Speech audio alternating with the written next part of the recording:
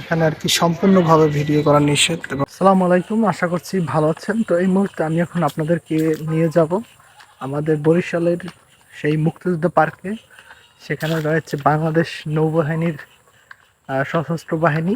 তো চলুন তাহলে যাওয়া যাক, এবং আমার এলাকা থেকে আমি আপনাদেরকে নিয়ে যাচ্ছি সেই জাহাজ দেখানোর জন্য। তো লেটস গো।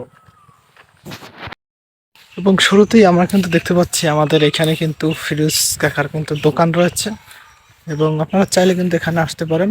এবং ফিরোজ কাকার ছেলে কিন্তু এখানে আছে। কেমন আছো নাহিদ? ভালো আছো তুমি? খাওয়া দাওয়া করছো? কেন খাওয়া দাওয়া করো না কেন বলো?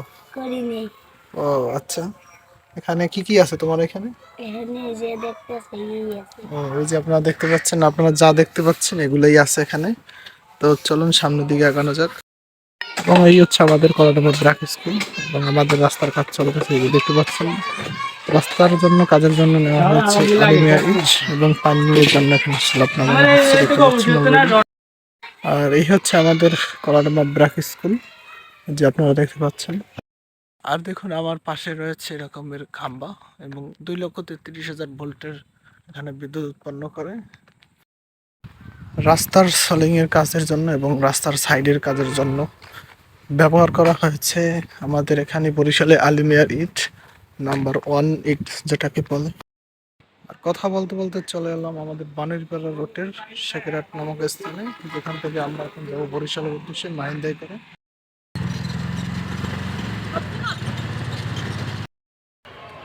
আর এখন আছি আমাদের সেই বরিশাল লঞ্চ টার্মিনালে। এইখান থেকে আমরা সরাসরি চলে যাব আমাদের স্টিমের ঘাট থেকে বরিশালের সে মুক্তিযুদ্ধ পার্কের এখানে। আর লঞ্চ ঘাটের আপনারা দেখতে পাচ্ছেন কুয়াকাটা 2 এবং ক্যাপ্টেনগুলো 10, দুটি লঞ্চ আপাতত বরিশাল থেকে আজকে চলে যাবে ঢাকার উদ্দেশ্য করে। রাস্তাটি নির্মাণাধীন কাজ চলতেছে, দেখতে পাচ্ছেন। অলরেডি চলে আসছে আমাদের সেই বরিশাল স্টিমের ঘাট। এখানে কিন্তু প্রচুর পরিমাণে রয়েছে বোট।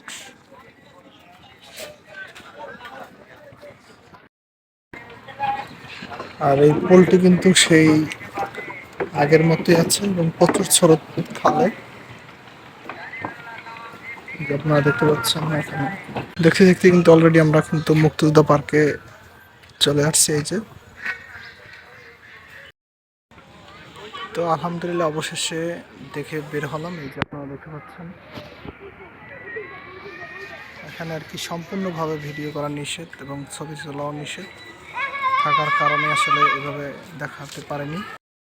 তো মূলত কথা হচ্ছে যে আমি ঠিক এই যে জাহাজটি আপনারা দেখতে পাচ্ছেন, জাহাজটি দেখা কিন্তু অলরেডি কমপ্লিট। আসুন জাহাজটি সম্পর্কে বলি আপনাদেরকে। তো জাহাজটি হচ্ছে তুলনামূলকভাবে যদি বলি, যে আমরা ঢাকা বরিশাল যে লঞ্চগুলো দেখি তার থেকেও মানে চ্যাপ্টায় কম, তারপরে লম্বায়ও কম। কিন্তু জাহাজের ভিতরে যে প্রোটেকশন নিয়ে আমাদেরকে গাইড করা হয়েছে, আসলে প্রথমত আপনাকে 10 জনের একটা টিম থাকতে হবে। 10 জন টিম আপনারা আসবেন, এবং এই 10 জনের মাধ্যমে আপনাদেরকে একদম একজনে গাইড এর মাধ্যমে আপনাকে ভিতরে ঢুকাবে। এবং প্রত্যেকটা সেক্টরে প্রত্যেকটা আলাদা আলাদা ডিপার্টমেন্ট রয়েছে। যেমন মনে করেন যে ওখানে রয়েছে গোলা বারুদ রয়েছে, এছাড়া রয়েছে প্রায় মিনিটে বললো 160 থেকে 180টি বারুদ, ওইভাবে প্রায় 3 কিলোমিটার ভিতরে আর কি স্পিডে তারা শত্রু আক্রমণ করতে পারবে। এবং ভিতরে ঢোকার জন্য আপনাকে প্রায় 4-5টা স্টেপ আছে। সে স্টেপ আর কি আইনানুগভাবে কড়াকড়ি আছে, যে ওই স্টেপ অনুযায়ী আপনাকে ঢুকতে হবে ভিতরে। তো আসলে জাহাজটি দেখে খুবই ভালো লাগছে। এরকমের আমাদের দেশের জন্য একটি সম্পদ বলতে পারেন।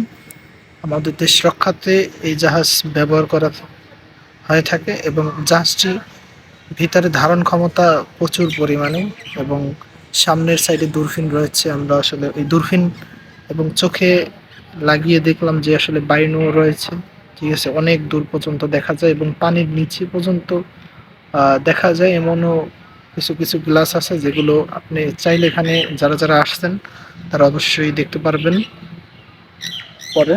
তো এই ছিল আজকে জাহাজ দেখলাম আর কি। তো সকলে ভালো থাকুন, সুস্থ থাকুন, আল্লাহ হাফেজ।